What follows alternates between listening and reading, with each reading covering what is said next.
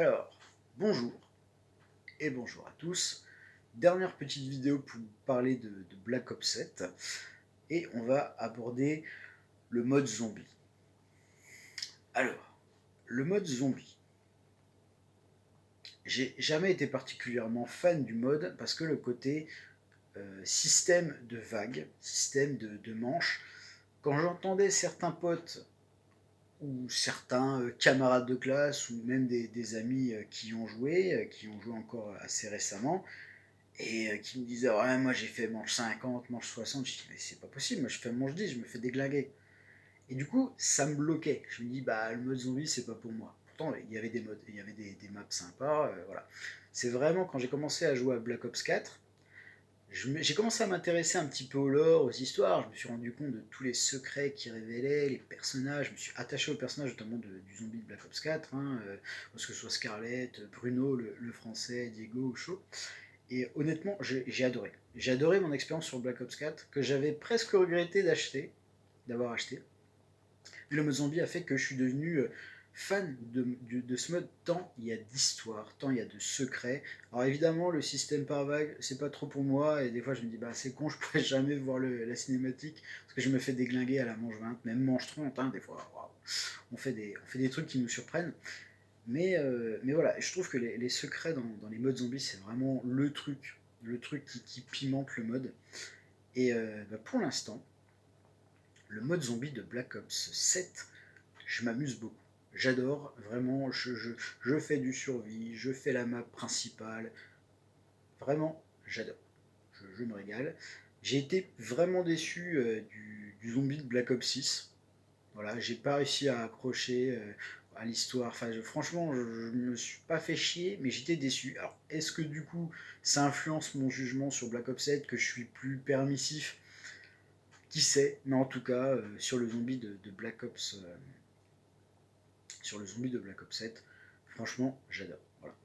Encore une fois, voyons, on verra bien ce qu'ils vont nous proposer pour la suite, mais pour l'instant, c'est génial. On est encore dans la découverte, les maps sont vraiment chouettes, la direction artistique est très cool. Bon, évidemment, retour de personnages cultes, ça aide beaucoup. Et maintenant, voilà, avec les personnages qu'ils ont introduits, enfin les personnages jouables qu'ils ont introduits dans Black Ops 6, certains existaient déjà dans le lore, et ben j'ai réussi à les apprécier et je peux dire que voilà, je passe de. Je m'amuse bien sur le zombie de Black Ops 7. Donc à voir ce qu'ils vont nous proposer par la suite. Donc, au fil de ces vidéos, il y a un avis qui va se dégager. C'est simple. Voilà. Black Ops 7, c'est un énième jeu Call of Duty. Évidemment, un jeu qui sort tous les ans, c'est rare qu'il y ait de vraies améliorations, de véritables changements. Parce que déjà, c'est une suite, donc on retrouve forcément un peu du précédent. Et pour le coup, ça peut pas être révolutionnaire. Voilà. Malgré tout, on s'amuse. C'est un jeu fun, et c'est surtout un jeu qui a du contenu, qui a des choses à proposer, et ça c'est un très bon point. Maintenant, la campagne est médiocre, et que je conseille de faire en coop, sinon ben oui, on se fait chier. Le mode multi, c'est comme d'hab, vous aimez, tant mieux, vous aimez pas, ça changera rien. Et le mode zombie, par contre, est vraiment bien, avec beaucoup de contenu, et je serais curieux de voir ce qu'on va avoir par la suite. Donc, est-ce qu'il faut donner une note? Est-ce que ça vous influencerait d'avoir une note? Je sais pas, j'ai vu 16 sur jeuxvideo.com. Bref, ah, c'est peut-être un peu trop. Je dirais 15 en vrai. Voilà, allez, 15 ça reste une bonne note, mais je m'amuse bien. Donc, voilà, allez, on va dire un petit 15. Tu vois, c'est le 14 sur 20 que tu es censé avoir.